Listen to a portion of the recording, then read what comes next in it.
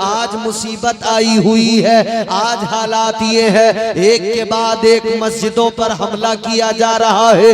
मगर याद रखना, आज हम रो रहे हैं मस्जिदों का रोना, लेकिन फिर भी नमाज पढ़ने को तैयार नहीं, फिर भी पेशानियां झुकाने को तैयार नहीं, फिर भी रब के हुजूर सजदा करने को तैयार नहीं। ताजदारे मदीना ने नमाज की अहमियत बयान फरमाई, परवरदिगारे आलम के प्यारे महबूब ने नमाज का मकाम बयान किया। इधर सुनो, मेरी तरफ देखो, अल्लाह ताला ने नमाज फर्ज फरमाई, मुस्तफा ने ऐलान फरमा दिया, आका ने फरमाया नमाज मेरी आंखों की ठंडक है। ऐ मस्जिदों को बचाने वालों, पहले अपनी पेशानियां मस्जिदों में झुकाओ।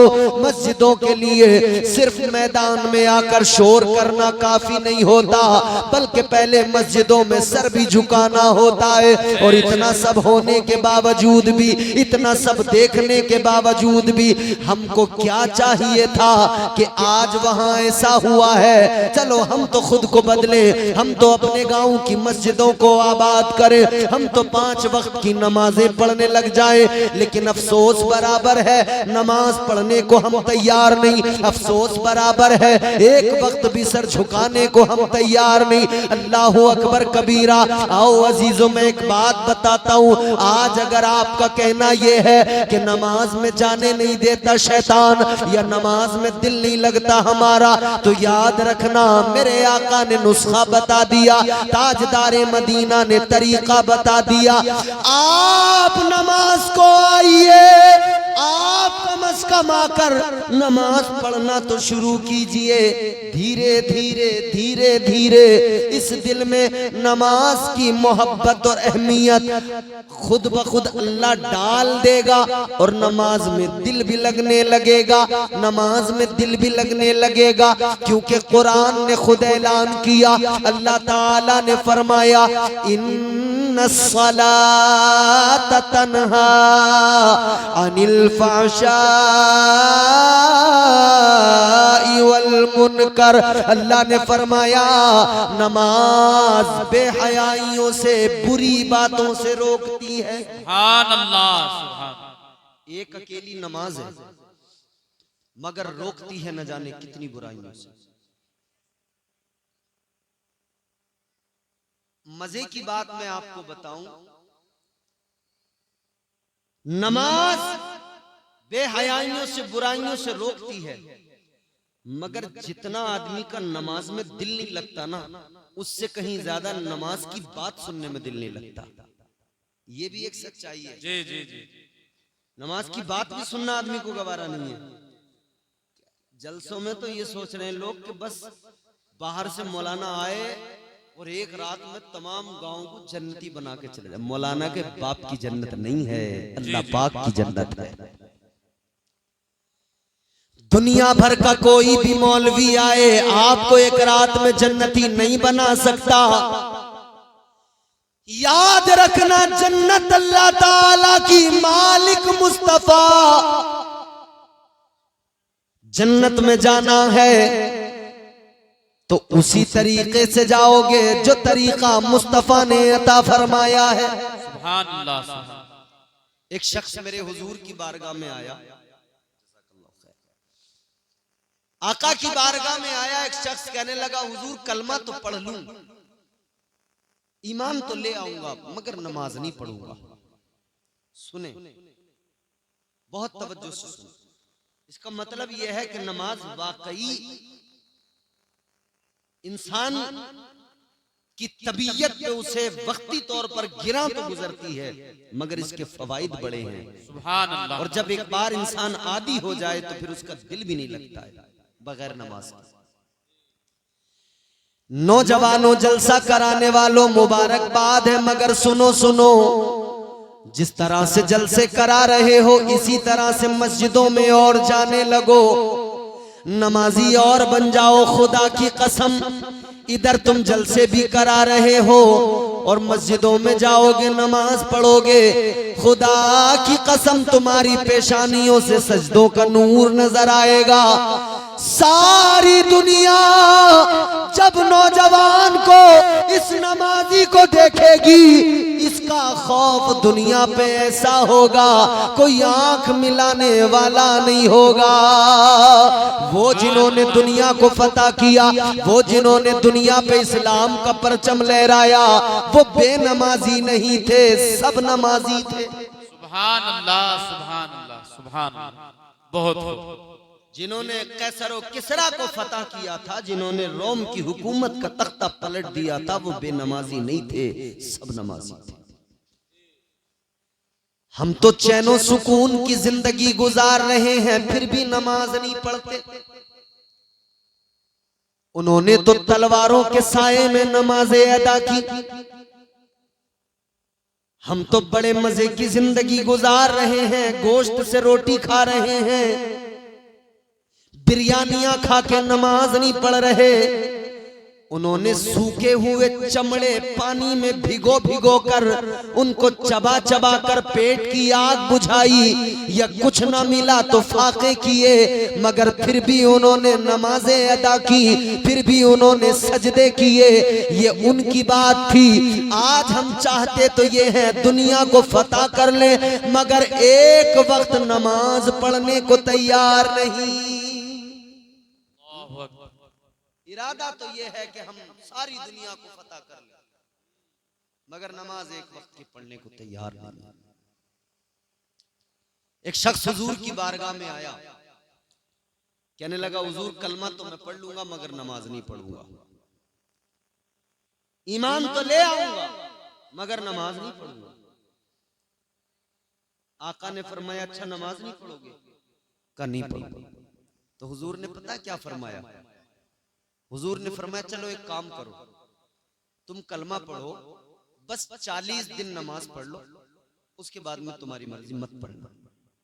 बोलो ना सुभान अल्लाह, सुभान अल्लाह, जोर से बोलो। कितने दिन आका ने फरमाया? बस 40 दिन नमाज पढ़ो, बस 40 दिन पढ़ लो। ताजदारे मदीना वाली ये कायनात मुस्तफा जाने रहमत ने फरमाया 40 दिन नमाज पढ़ लो, फिर तुम्हारी मर्जी, मत पढ़ना। इतना सुना तो कहने लगा चलो इतना तो कर ही लूंगा, 40 दिन में क्या है, पढ़ लूंगा जी। मुस्तफा जाने रहमत ने कलमा पढ़ाया, उसने कलमा पढ़ा, ईमान ले आया। सुभान अल्लाह, कलमा पढ़ लिया, 40 दिन नमाजें पढ़ने को राजी हो गया, कहने लगा पढ़ लूंगा। पहला दिन 5 वक्त बाजमात नमाज अदा की। नबी के सहाबा से कहने लगा देखो तुम्हें सारी जिंदगी पढ़ना है, मुझे बस 40 दिन। कहते आज पहला दिन है, आज के बाद में 39 दिन रह जाएंगे। दूसरा दिन आया, इसने नमाजें पढ़ी, कहता है अब 38 दिन रह गए। दिन गिनता रहा, नमाजें पढ़ता रहा, दिन गिनता रहा, नमाजें पढ़ता रहा। जब वक्त गुजरता गया, वक्त गुजरता गया, दिन कम होते गए।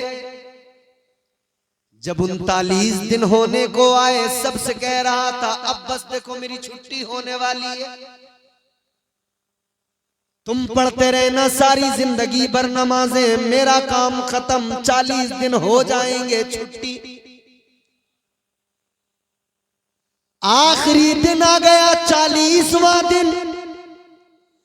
नमाज पढ़ने आया मस्जिद के अंदर। आखिरी दिन आया, फजर पढ़ी, जोहर पढ़ी, मगरिब, ईशा। जब ईशा की नमाज पढ़ने आया, आखिरी नमाज इसे लग रहा था ये मेरी आखिरी नमाज है। नमाज ईशा अदा की। नमाज ईशा पढ़ने के बाद में घर जाने लगा, सबसे मुलाकात करता है, साहबा से कहता है चलो अब तुम पढ़ते रहना, हमारा हो गया काम। मगर मेरे अजीजों, जब नमाज पढ़ के ये चला गया, सारे सहाबा चले गए। दिन आ गया 41वां, फजर का वक्त हुआ। फजर का वक्त हुआ, नमाजी जब मस्जिद की तरफ आए, मेरे मुस्तफा के सहाबा जब मस्जिद की तरफ आए, ताजदारे मदीना के सहाबा ने देखा जो आदमी रात कह रहा था मेरी छुट्टी कल से नहीं पढ़ूंगा, आज फजर की नमाज में सबसे पहले आके मस्जिद में बैठ गया। नारे तकबीर, नारे रिसालत, इस्लाहे मुअशरा कॉन्फ्रेंस जिंदाबाद, सुभान अल्लाह। 41वें दिन सबसे पहले मस्जिद में आ गए। वाह वाह। साहबा ने आकर देखा ये तो मना कर रहा था, अब नमाज नहीं पढ़ूंगा, मस्जिद में कैसे आया। मेरे मुस्तफा जाने रहमत के प्यारे दीवानों, गौर करो, 41वां दिन है, सबसे पहले मस्जिद में आ गया, मस्जिद में बैठ गया। नमाज के लिए जब सबसे पहले आया, देखा तो साहबा ने मालूम किया तू तो रात तक कहता था अब नमाज नहीं पढ़ूंगा, रात तक कहता था सुबह से मेरी छुट्टी, क्या हुआ जो तू नमाज पढ़ने मस्जिद में सुबह सुबह चला आया, सबसे पहले फजर की नमाज में आ गया। कहने लगा रात तक तो मैं भी यही सोच रहा था, अब मुझे नमाज पढ़ने की जरूरत नहीं है, अब मेरा काम हो गया, वादे के मुताबिक 40 दिन मैंने नमाज पढ़ ली, अब मुझे नमाज पढ़ने की जरूरत नहीं, अब मुझे सजदे करने की जरूरत नहीं, अब मुझे बंदगी की जरूरत नहीं। कहने लगा मगर जब मैं रात जाकर बिस्तर पे सोया, जब मैं रात जाकर बिस्तर पे लेटा, कहता है मुझे सारी रात नींद नहीं आई, करवटें बदलता रहा, मेरे दिल में एक हलचल सी पैदा हो गई, मेरा दिल मुझसे कहने लगा तू नमाज पढ़ने नहीं जाएगा, वो नमाज जो नबी की आंखों की ठंडक है। मेरा दिल मुझसे कहने लगा तू नमाज पढ़ने नहीं जाएगा, वो नमाज जिस नमाज में तेरी तबीयत को शादगी मिलती है, तेरी तबीयत को आराम मिलता है, तेरे दिल को सुकून मिलता है। कहता है सारी रात में बिस्तर पे करवटें बदलता रहा, सारी रात नींद नहीं आई, सारी रात करवटें बदलने के बाद में इस नतीजे पे पहुंचा कि अब नमाज के बगैर मुझसे रहा नहीं जाएगा। कहने लगा 40 दिन की नमाज ने मुझे ऐसा बदल दिया, अब कोई मुझे रोकेगा तब भी मैं रुक नहीं पाऊंगा, बल्कि अब मैं जब नमाज पढ़ूंगा तभी मेरे दिल को सुकून आएगा।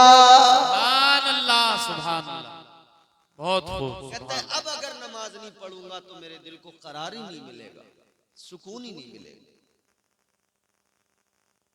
ये नमाज वो है कि बंदा पढ़ने तो लगे, दिल खुद ब खुद लग जाता है। एक अल्लाह वाले थे, एक बुजुर्ग थे, उनकी बारगाह में एक शख्स आया, कहने लगा हुजूर नमाज में दिल नहीं लगता। आप लोगों का लगता है दिल? ये बड़ा खतरनाक सवाल है। लगता तो 5 वक्त की पढ़ते, नहीं पढ़ते हो तो मतलब साफ है कि लगता नहीं है। मगर सुनो, जिनका नहीं लगता है उनके लिए बात बता रहा हूं, बड़े फायदे की बात बता रहा हूं, जिनका नमाज में दिल नहीं लगता है। अल्लाह वाले की बारगाह में एक आने वाला आके कहने लगा नमाज में दिल नहीं लगता, क्या करूं? अल्लाह वाले ने फरमाया सुन, नमाज में अगर तेरा दिल नहीं लगता तो तुझे खुशखबरी सुना रहा हूं। कहा कैसी खुशखबरी? अल्लाह वाले ने फरमाया खुशखबरी ये है अगर तेरा नमाज में दिल नहीं लगता है तो तुझे डबल सवाब मिलेगा, तू बस नमाज पढ़ता रहे। सुभान अल्लाह। नमाज में दिल भले नहीं लगता है मगर तू पढ़ता रहे, तुझे डबल सवाब मिलेगा। कहने लगा हुजूर डबल कैसे? फरमाने लगे डबल इसलिए मिलेगा, एक तो ये कि तेरा दिल नहीं लगता, तबीयत नहीं लगती, फिर भी पढ़ रहा है तो शैतान के वसवसों से, शैतान के मकर से बच कर आ रहा है, खुद को जबरदस्ती नमाज के लिए ला रहा है। इस जबरदस्ती आने और लाने पर, दिल ना लगने के बावजूद नमाज पढ़ने पर, एक तो इस पर तुझे सवाब मिलेगा और दूसरा नमाज पढ़ने पर अल्लाह तुझे सवाब अता करेगा। फरमाने लगे अगर तेरा दिल नमाज में नहीं लगता और ज्यादा पढ़, अल्लाह ताला डबल सवाब अता फरमाएगा। परवरदिगार तुझे मजीद सवाब अता फरमाएगा। याद रखना अजीजों, अगर दिल नहीं लगता है और ज्यादा पढ़ो ताकि अल्लाह ताला डबल सवाब अता फरमाए। तो इस्लाम का पहला ज़ाब्ता तो यह है कि आप नमाजी बने। पहला उसूल तो यह है कि बंदा नमाजी बने। लेकिन हमने मुआशरे में ऐसे भी लोग देखे जो नमाजी तो हैं, नमाज तो पढ़ते हैं, मगर नमाजों को बचा नहीं पाते। जितना जरूरी नमाज पढ़ना, उसको बचाना भी उतना जरूरी। पहली चीज ये, आदमी नमाज पढ़े तो उसकी नमाज की क्वालिटी ये हो कि उसकी नमाज उसे बुराइयों से बचाए, उसकी नमाज उसे बेहयाइयों से बचाए, उसकी नमाज उसे गीबत करने से बचाए, चुगली करने से बचाए। हमने तो अपने मुआशरे में देखा है, आदमी मस्जिद से नमाज पढ़ के निकलता है, दरवाजे पे आके झूठ बोलने लगता है।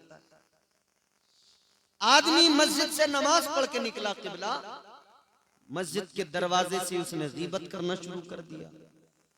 कोई और भी नहीं मिला तो इमाम की।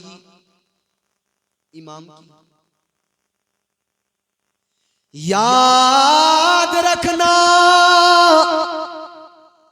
नमाज पढ़ना फर्ज है, नमाज को बचाना भी जरूरी। नहीं बचा सके तो क्या, कबूल करना न करना परवरदिगार का काम है, अमल करना हमारा काम। इस्लाम ये कि हम ईमान लाने के बाद में शरीयत पर अमल करें, ईमान लाने के बाद में नमाजें पढ़ें, इबादत करें, बंदगी करें, अल्लाह से डरें। अगर ज़कात फर्ज है तो ज़कात दें, अगर इस्तिताअत रखते हैं तो हज अगर फर्ज है हज करने जाएं। नमाज, रोजा, हज, ज़कात ये फराइज है। इस्लाम को मानने वालों, इस्लाम पर अमल करने वालों, इस्लाम के उसूलों ज़वाबित ये हैं। लेकिन हमने कितने लोग ऐसे भी देखे कि वो नमाज भी पढ़ रहे हैं, रोजे भी रख रहे हैं, हज भी करके आए हैं, मगर हज करने के बावजूद भी झूठ बराबर है, नमाज पढ़ने के बावजूद भी झूठ बराबर है, तमाम नेक अमल करने के बावजूद भी गीबत कर रहे हैं, चुगलियां कर रहे हैं। जानते हो इस सब का असल रीजन क्या है? वजह यह है मेरे अजीजों, आज हमारे आमाल में दिखावा है, रियाकारी है, खुलूस नहीं है। इबादतों में खुलूस होना चाहिए, दिखावा ना हो, रियाकारी ना हो। खुलूस अपनी अमल में शामिल करो, खुलूस अपने अमल में पैदा करो। खुलूस ना हो तो अमल किसी काम का नहीं, खुलूस ना हो तो अमल का कोई फायदा नहीं। अल्लाह अकबर कबीरा, गौर फरमाइए, ये इस्लाम है, ये प्यारा इस्लाम जो बंदे को हर तरह से संवारता है, हर तरह से आरास्ता करता है। पैदा होने से लेकर कब्र की आगोश में जाने तक इस्लाम तमाम जिंदगी का सलीका सिखाता है, इस्लाम तमाम जिंदगी गुजारने का ढंग अता फरमाता है। जब बच्चा पैदा हो आपको करना क्या है ये भी इस्लाम बता रहा है। जब बच्चा आपका बड़ा हो उसकी तरबियत कैसे करना है ये भी इस्लाम सिखाता है।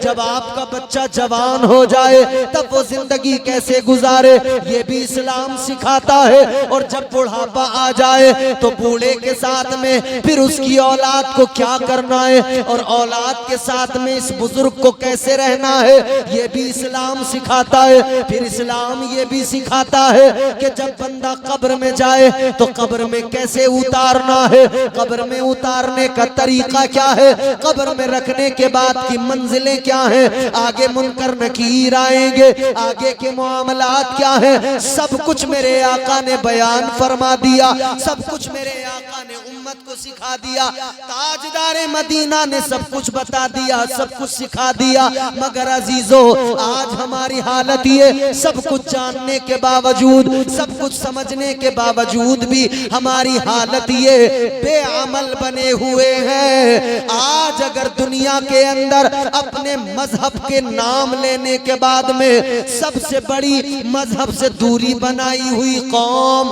अगर कोई नजर आती है तो वो मुसलमान नजर आता है। मुसलमान मजहब का नाम तो बराबर लेगा, मगर मजहब से बिल्कुल दूर नजर आता है। ये मजहब से दूरी नहीं है तो क्या है कि आज हमारी हालत ये है। मजहब से दूरी नहीं तो क्या है कि ना हम शक्ल से पहचाने जाते हैं, न लिबास से पहचाने जाते हैं।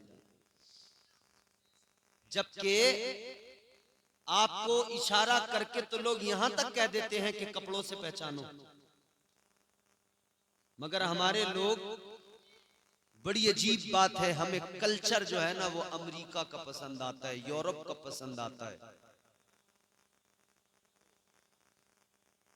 हमें नसीहत के लिए तो इस्लाम और अमल के लिए हमें दूसरे कल्चर पसंद है, अमल के मामले में दूसरे कल्चर।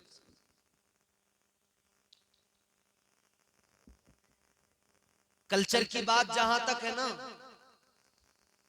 अगर हमें मुस्तफा का दिया हुआ कल्चर पसंद आया होता तो हमारे चेहरों पे मुस्तफा की सुन्नत होती। अगर हमें कल्चर मुस्तफा का पसंद आया होता तो हमने अपनी तरबियत ऐसे, अपनी बच्चों की तरबियत ऐसे की होती जैसे मेरे मुस्तफा ने हसनैन करीमैन की तरबियत की। हमने अपने बच्चों की तरबियत कैसे की? हमारे बच्चे बिगड़ते गए, हम नजरअंदाज करते गए। हमारे बच्चे गालियां देते गए, हम नजरअंदाज करते गए। हमारे बच्चे रात दिन बेहयाइयों में मुलव्विस रहे, हम नजरअंदाज करते रहे।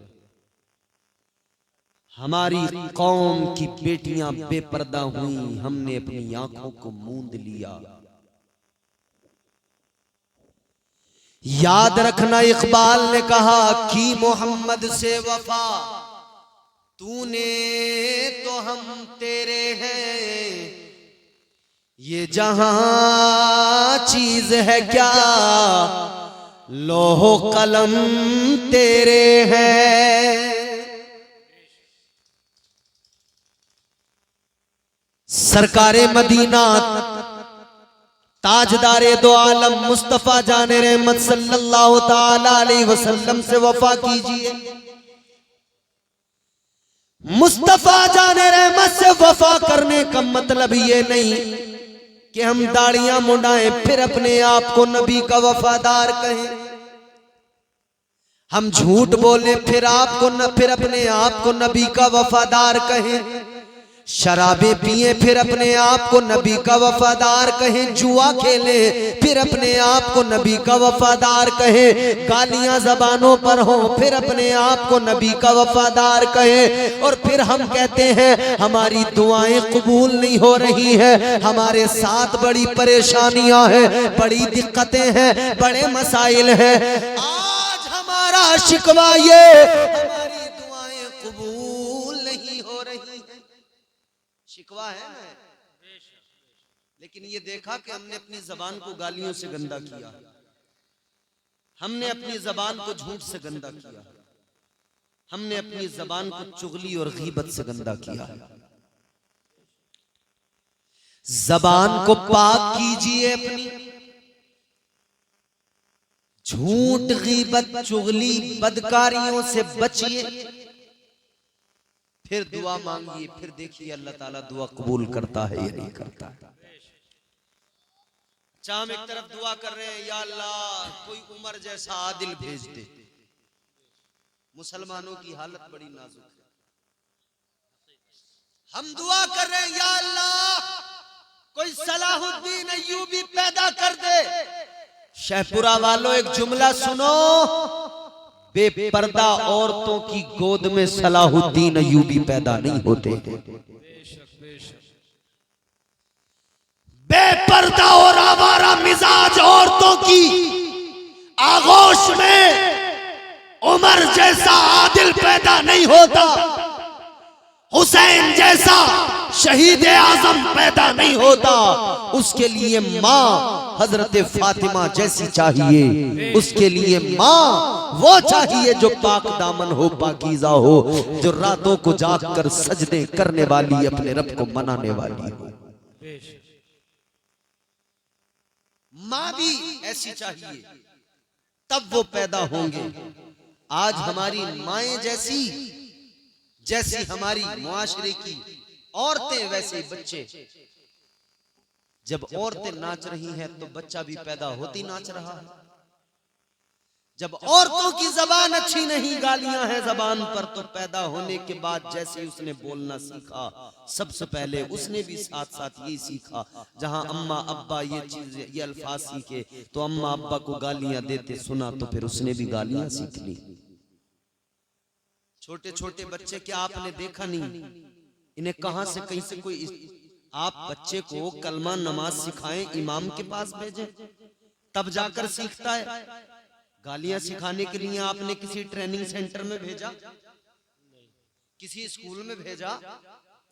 बताइए, किसी स्कूल में भेजा कि यहां पे गालियां सीखेगा? नहीं ना, खुद सीखा। कैसे सीखा? जब उसके सामने बार बार गालियां दी जा रही थी, वो खुद ब खुद सीख गया। इसी तरह से अगर उसके सामने बार बार कुरान पढ़ा जाता, वो खुद ब खुद कुरान पढ़ने वाला बन जाता। अगर उसके सामने उसकी माँ नमाज पढ़ती, बाप नमाज पढ़ता, वो देखता, उसकी आंखें बार बार उस मंजर को देखती, वो भी मुसल्ला बिछा के नमाज पढ़ने वाला नमाजी बन जाता।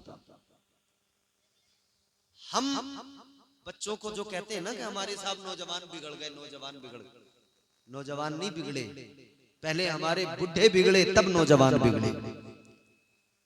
बुरा ना माने मेरी बात, पहले हमारे बुजुर्ग बिगड़े तब नौजवान बिगड़े, क्योंकि इन बुजुर्गों ने जब इनके सामने गालियां दी, ये कभी बच्चे थे, ये बचपन से जब बड़ों की गालियां सुनते आए तो इनकी जबानों पर भी गालियां आ गई। जब बड़ों से इन्होंने बचपन से देखा कि हमारे जो बड़े थे आज बुजुर्ग हुए हैं, कल जब हमने इन्हें देखा था ये डांस करते थे, तो फिर नौजवान भी वही सीखा है डांस करना। कल जो करते देखा था आज का नौजवान वही कर रहा है। याद रखना मेरे अजीजों, जिम्मेदारी हमारी है, हम कैसे तरबियत करते हैं अपने बच्चों की, जिम्मेदारी हमारी है। जैसे हमने जरूरी समझा है कि बच्चे के लिए जमीन खरीदना है, जैसे हमने जरूरी समझा है बच्चों के लिए मकान बनाना है, जैसे हमने जरूरी समझा है बच्चों की शादियां करना है, जैसे हमने जरूरी समझा है बच्चों के लिए अच्छे इंतजामात करने हैं, जैसे हमने जरूरी समझा है इन सारी चीजों को, वैसे ही काश हमने जरूरी समझा होता कि बच्चों की तरबियत अच्छा करना है, हमने समझा होता अपने बच्चों को काबिल बनाना है, हमने समझा होता बच्चों को बुरे माहौल से बचाना है, बच्चों को गंदे माहौल से बचाना है, हमने अपने ऊपर लाजिम कर लिया होता हम अपने बच्चों को कुरान का कारी बनाएंगे, हम अपने बच्चे को दीन का इल्म देंगे, हम अपने बच्चे को मुस्तफा की शरीयत से वाकिफ कराएंगे, ताकि हमारा बच्चा कल बड़ा होकर डांसर ना बने, बल्कि ये मुस्तफा का आशिक बने, और ये झूमे तो किसी दुनिया के बेहया और बदतमीज किसी सिंगर के गाने पे नहीं, बल्कि ये झूमे तो मुस्तफा की नातों को सुनकर झूमता नजर आए, मुस्तफा जाने रहमत के नगमे सुनकर झूमता नजर आए, और कुरान की आयतों को सुनकर झूमता नजर आए। नारे तकबीर, नारे रिसालत, मसलके आला हजरत मौलाना इम्तियाज साहब क़िबला, नारे तकबीर।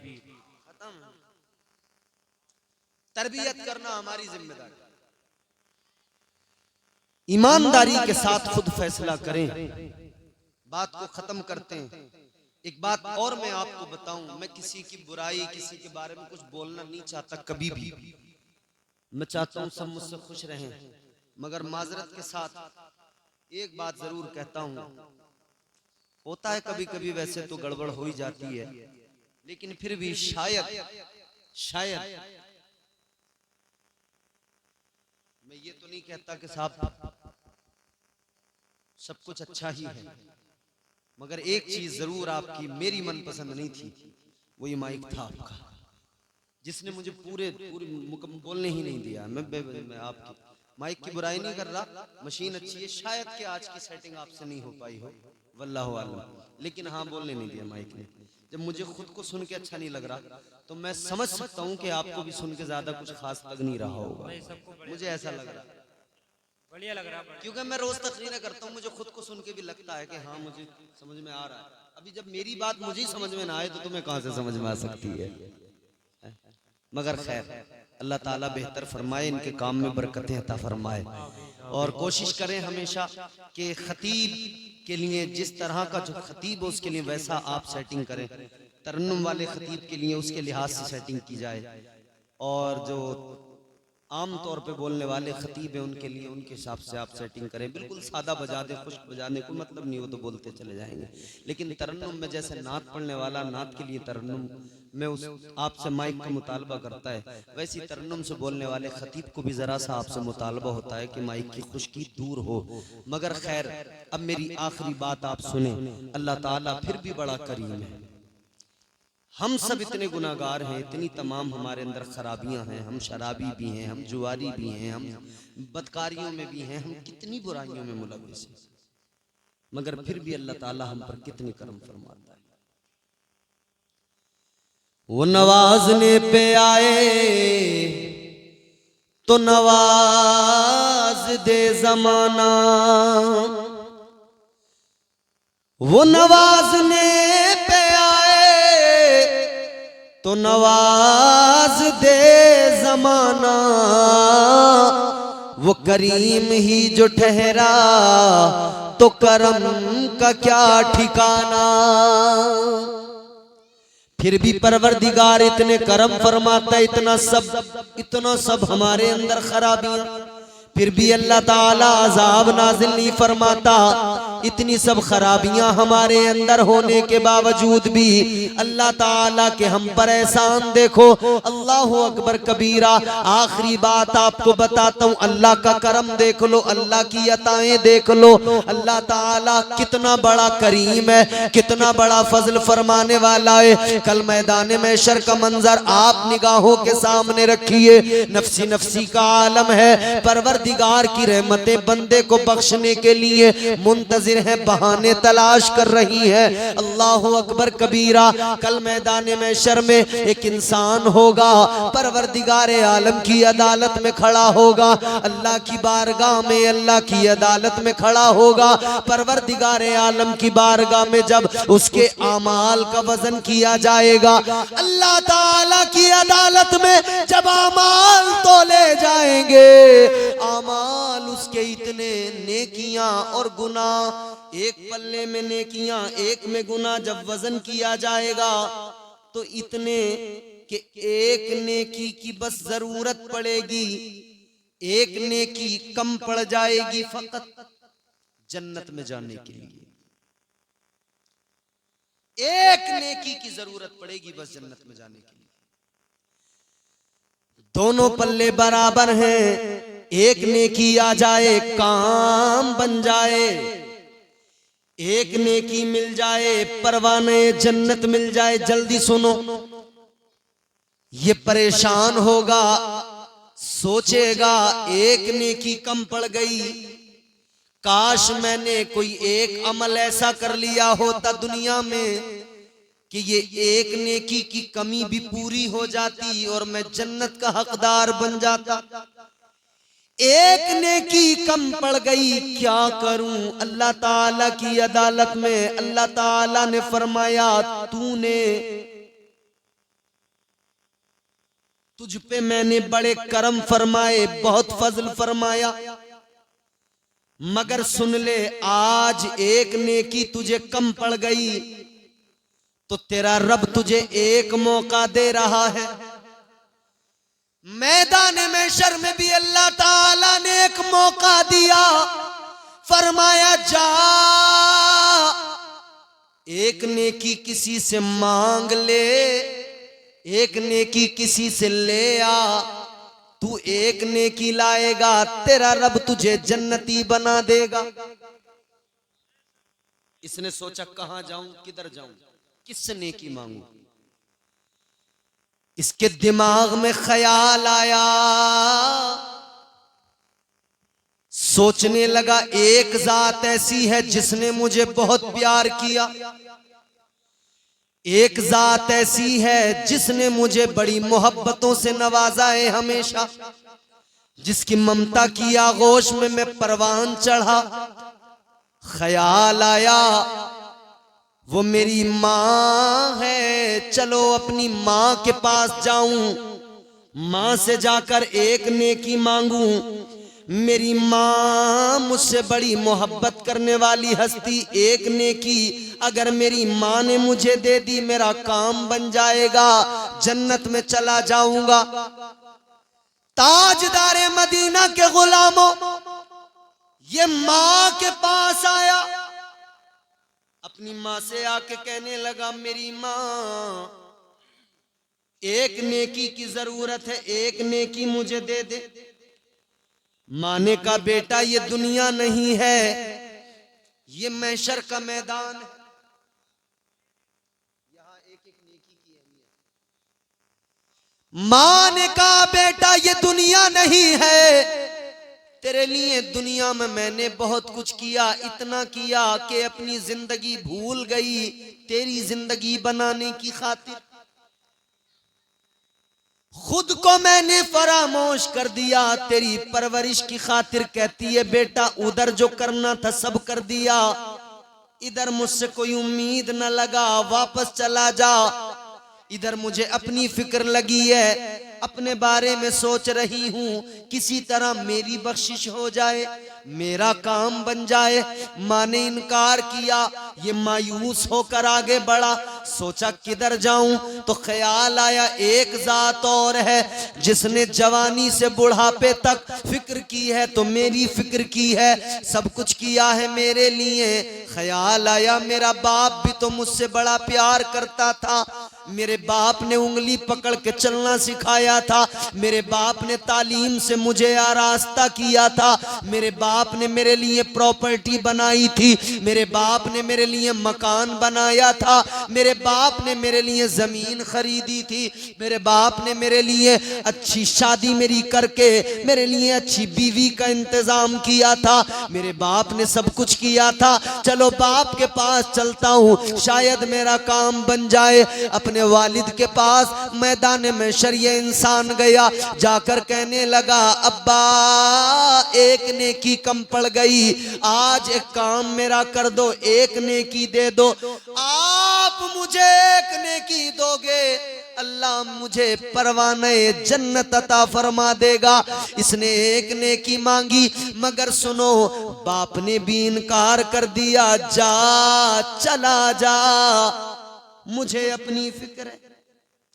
माँ ने मना कर दिया, बाप ने मना कर दिया, भाई के पास गया उसने मना किया, बहन ने मना किया, रिश्तेदारों ने मना किया।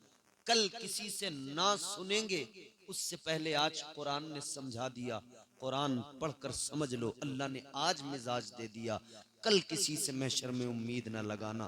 कुरान क्या कहता है? अल्लाह ताला ने फरमाया यौम यफिरुल मरउ मिन अखीही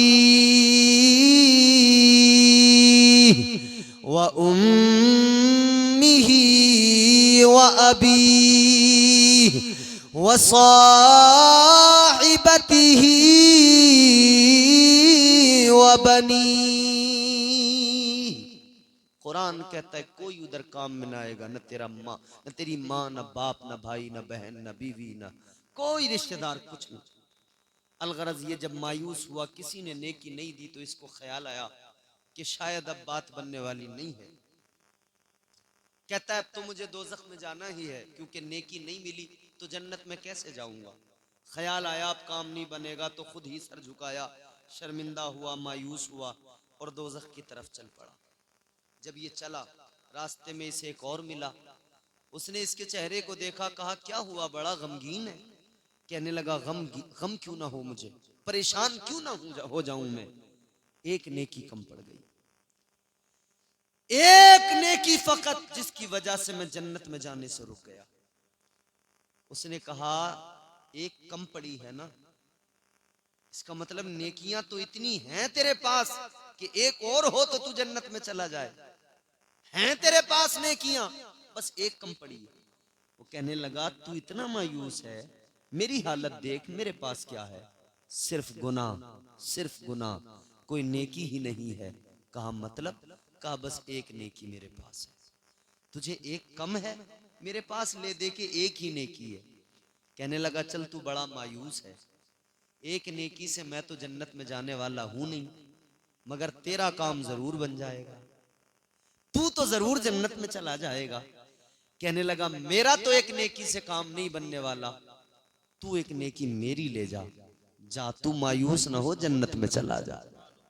ये बड़ा खुश हुआ, नेकी ली, अल्लाह की अदालत में आया, मीजान पर लाकर नेकी को रखा, नेकी रखी तो इसका पल्ला भारी हो गया। अल्लाह ने फरमाया तू नेकी ले आया, अब तुझे जन्नत का हकदार बनाया जा रहा है, जा जन्नत में चला जा। आखिरी जुमले सुनो और इसी पर आप इस जुमले को अपने दिल दिमाग में महफूज कर लो। रब की रहमतें बहाने तलाश करती हैं, मगर पहले जरा अपना मुहासबा कर लो। मगर अल्लाह ताला कितना बड़ा करीम है ना, कितना बड़ा प्यार करने वाला, उससे ज्यादा कौन हमें मोहब्बत कर सकता है। इधर ये नेकी लेके आया, अल्लाह ने फरमाया तू जन्नत का हकदार, चला जा। ये जन्नत की तरफ चला, अभी काम बना है, बड़ा खुश हुआ है, अब ये जन्नत की तरफ चला है। अल्लाह ताला ने फरमाया जरा रुक जा। डर गया, घबरा गया, जैसे तैसे काम बना, जा रहा हूं जन्नत में। अल्लाह ताला ने फिर रोक लिया, पता नहीं क्या होगा। परवरदिगारे आलम ने फरमाया जाते जाते एक बात बता कर जा, ये जो नेकी तू लेकर आया किसने तुझे दी, कहां से लेकर आया? मैदान में शर्म नफ्सी नफ्सी का आलम है, मगर तुझे ऐसे माहौल में किसी ने नेकी दी है, कौन है वो, किसने दी, कहां से लाया? अब इसने सारा माजरा सुनाया, या अल्लाह फला आदमी मिला उसने दी। अल्लाह ताला ने फरमाया एक काम कर, जन्नत में तो तू जाएगा, मगर जाने से पहले उसे जरा लेकर आ जिसने तुझे एक नेकी दी, उसे जरा बुला कर ला। ये दौड़ के गया, कहने लगा उसको जाकर मिला, उससे जाकर कहने लगा चल तुझे रब की अदालत में जाना है, अल्लाह ने बुलाया है, चल परवरदिगारे आलम ने बुलाया है।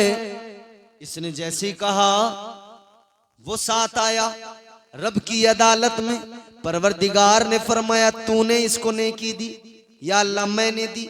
अल्लाह ताला ने फरमाया एक बात बता, मैदान महशर में कोई किसी के काम नहीं आ रहा है, सबको अपनी अपनी फिक्र लगी है, मगर तूने जो इसको नेकी दी वजह क्या, क्यों दी? कहने लगा या अल्लाह एक ही नेकी थी मेरे पास, मैंने सोचा मेरा तो कुछ नहीं होने वाला, चलो मेरी नेकी से यही जन्नत में चला जाए। परवरदिगार ने फरमाया मैदान महशर में तूने इसे एक नेकी देकर सखावत का मुजाहिरा किया, सखावत तूने दिखाई। अल्लाह ने फरमाया अब जरा ये बता सबसे बड़ा सखी कौन है, सबसे बड़ा सखी कौन? ये कहने लगा या अल्लाह सबसे बड़ा सखी तो तू है, तुझसे बड़ा सखी तो कोई नहीं। ऐ मेरे परवरदिगार तुझसे बड़ा कायनात में सखी कोई नहीं। अल्लाह ने फरमाया तो सुन ले, जब सबसे बड़ा सखी मुझे मानता है तो सुन ले, तेरी सखावत ये कि तूने एक नेकी देकर इसे जन्नती बनाया, और तेरे रब की सखावत ये कि तेरा रब तेरी इसी अदा पर तुझे जन्नती बना रहा है।